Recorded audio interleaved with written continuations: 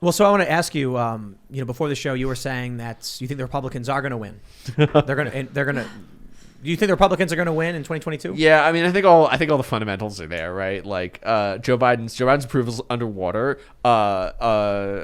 Democratic president takes office, the GOP usually wins usually gains seats in the following election.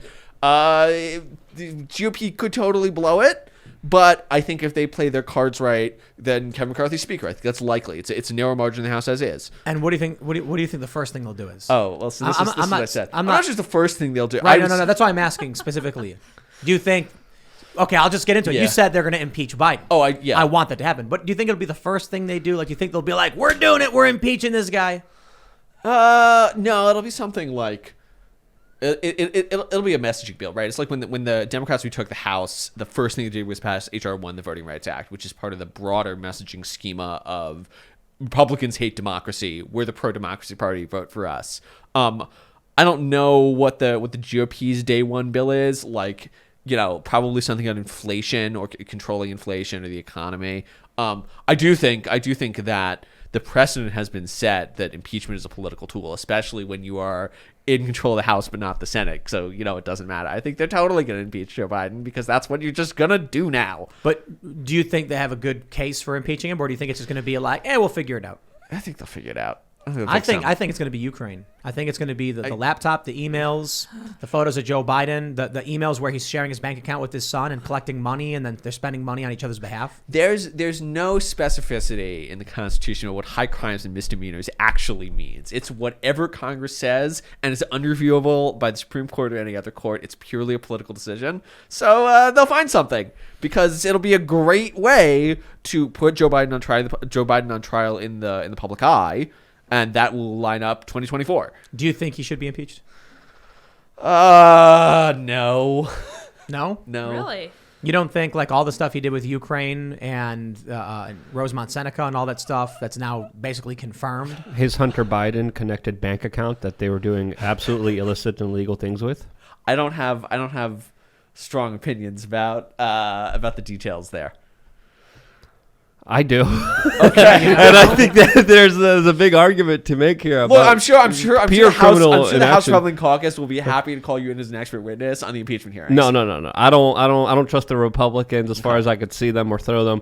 And I don't think they're even going to go with impeachment. I think there's going to be talk about this, but I don't think they have that much of a backbone and spine to even do that, or even to match the Democrats on many of their aggressive motions. You to think be the honest base with you, doesn't want it? I think the base wants a lot of things, and I think Republicans are there to placate them, pat them on the back, saying yes, and just a little bit more. Just we'll just give you anything you want. Just vote for us, and then they're bad, but they're I think that's the game that they're playing here. That's my own personal opinion, and I might be wrong. The great thing of controlling the House of Representatives is that you're totally powerless, right? Like, as I was saying before, every time the Democrats would take the House, they're like, "Oh, we're gonna pass Medicare for all. We're gonna do it in the House. Like this is, and if you vote for us, you're gonna get Medicare." And then they win, and they go, maybe not on the Medicare for all thing. Maybe we're not going to do that because they know it's politically popular and they can make an empty promise. And the same thing is true. Here's my bet. Day one bill. There's gonna be federal law banning CRT in the schools. It's not really clear what that means, but they sure are going to ban it. Yep. And that's going to be they can prohibit federal funding for local schools that if they teach get the critical race Senate. theory. Then it will move to the Senate, but then Biden will veto it. But, well, it won't clear the filibuster, so it won't matter. Right. Yeah. Like you can do these messaging bills. You can do these and impeachment. And this goes back to the point. Like impeachment is just part of the political process now. It's just like a thing that you do to show that the other team is bad. I'm not even convinced Republicans are going to win. Right. So we were talking about this before we started the show. 538 and a bunch of other outlets say that historically the opposing party should win, and there's data to suggest it may happen. But there have been so many rule changes with like universal mail-in voting, which massively advantages Democrats for one simple reason. Most of you probably heard me say it, but it's this simple. When it comes to ground activism, knocking on doors, Democrats can hit 1,000 families in one apartment complex, whereas Republicans got to drive. That means that Democrats can clear way more ground doing advocacy than a Republican ever could. That's going to be massive for them. Oh, that's your ballot right there. Fill it out. Put it in your mailbox. You're done. Republicans knock on doors. They can hit 1/10 of the houses. Republicans have completely ignored this. Those that have been paying attention to the election have mostly been concerned about the audits, which have been long, drawn out, and some interesting information comes out that ultimately no one moves on and nothing happens. Meanwhile, we can actively see the rules they're trying to change. HR 1, like you mentioned, and that, like the Time Magazine article, the shadow campaign to save the election, we know exactly what they're doing to advantage themselves, and Republicans don't care.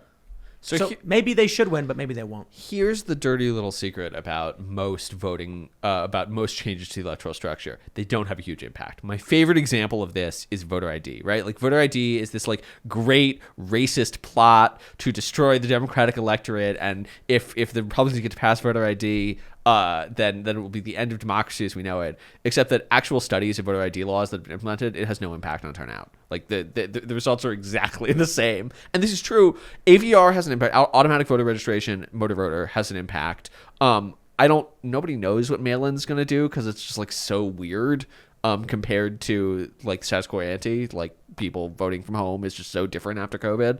But I think in general, if you're too lazy to vote, you don't vote. If you're motivated to vote, you like go stand in the line. And except the people with who go universal mail-in voting, someone can knock on your door and you get up and your eyes are half closed and they go, "Hi, I'm with such and such campaign. Did you vote yet?" And they go, "No." We're like, "Well, there's your ballot right there. Why don't you fill it out?" And they're gonna go, "I guess." Or how about the mom walks in and goes, "Kids, did you vote yet?" And they're like, "No, Mom, I don't care. Just fill out your vote so we're not getting ice cream." And they go, "Fine, whatever. What am I voting for? Just vote Democrat, okay." And they fill it out. It's the ground game I think is most important because I've seen these organizations. I actually did. I volunteered to register people to vote at a concert for Death Cab for Cutie back in, this was like the Obama period.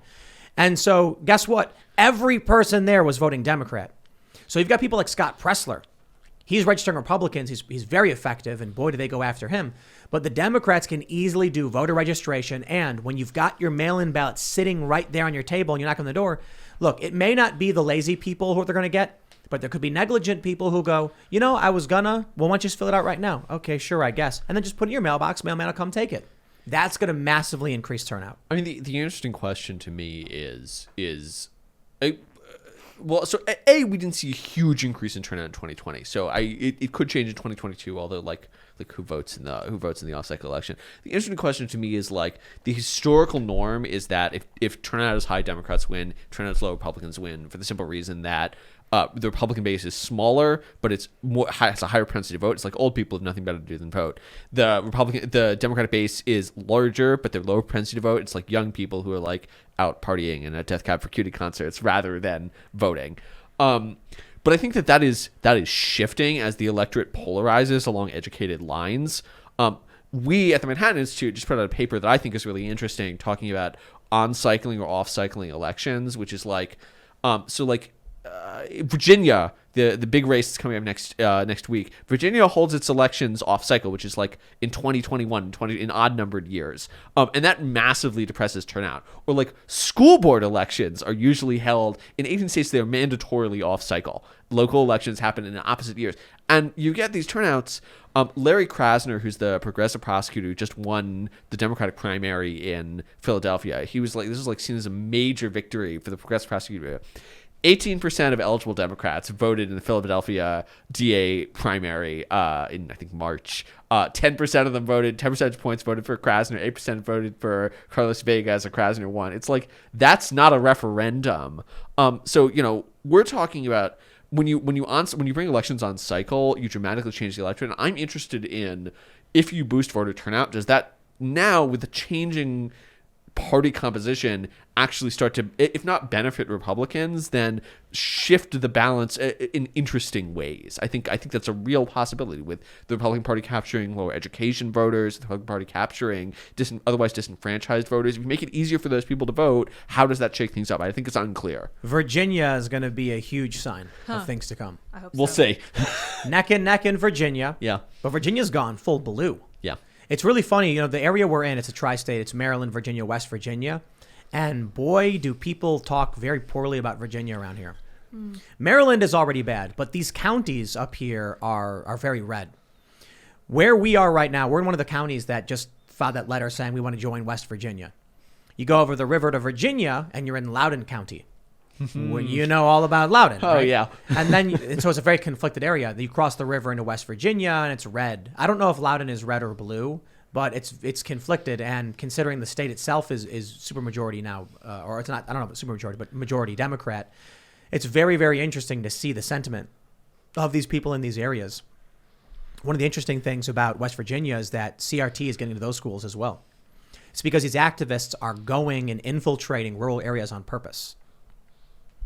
I guess it'll be interesting to see how that plays out in the next few years when it comes to elections. But I think Virginia's election is going to be, I don't know, kind of what's the right word? It's a bellwether, right? Yeah. Yeah. I mean, and it's really interesting how the two candidates are playing it, right? Like McAuliffe is betting on Virginia as a blue state, and it's the kind of blue state that's motivated to turn out because they hate Donald Trump, right? His agenda is Glenn Youngkin is Donald Trump in the flesh. He's just the local, and like you think, I'm Terry McAuliffe is like he's a career politician. He's been governor of Virginia before. He can't keep straight any of a number of things, including how many people in the state of COVID at any given time. But that's his bet. I think Glenn Youngkin's bet is he's light on the policy details. He thinks people are mad about these red meat issues. He thinks people are mad about CRT, and that will get enough turnout in the non-Nova counties to push it over. And, is it going to happen for him? I don't know. I think you're right that everyone wants it to be a bellwether. I'm not sure. I think if Glenn Youngkin loses, I still think Republicans are going to take the House. It doesn't cause me to revise that. I think if Glenn Youngkin wins, Republicans are totally going to retake the House by a big margin. It's going to be interesting. This is a big election, and I think you're right, Tim. There's a reason Barack Obama is getting involved here, even making comments about what happened in Loudoun County, which we can't even talk about here on YouTube because of the adult nature of what happened in that school. But Barack Obama said, it's just parents overreacting, and clearly a court ruled and saw things a totally different way. The facts speak of a totally different story, and I think that story that we can't even talk about. I think there's another reason why we can't talk about it. I think it might be even politically motivated. Yeah. Is shocking a lot of people in Virginia and is motivating them to vote against the current establishment, against people like Barack Obama that are just conflating it with, it's just parents being crazy. Well, we'll talk about that in the member segment, because this is a particularly graphic story, and if we want to get the full details out, it's not something you want your kids to hear, and it's also something that YouTube probably wouldn't be happy with, because it involves a lot of sensitive it involves a lot of really disgusting issues. I'll put it that way. Thanks for checking out this segment from the Timcast IRL podcast. If you want to watch live, you can check out this channel Monday through Friday at 8 p.m. And don't forget to smash that like button, subscribe to this channel, and if you want more unfiltered and uncensored content with all of these guests, go to timcast.com and become a member. All of these guests you know and love in exclusive segments on our website where we are unrestricted in what we talk about, so you'll definitely not want to miss it. Thanks for hanging out. We'll see you all next time.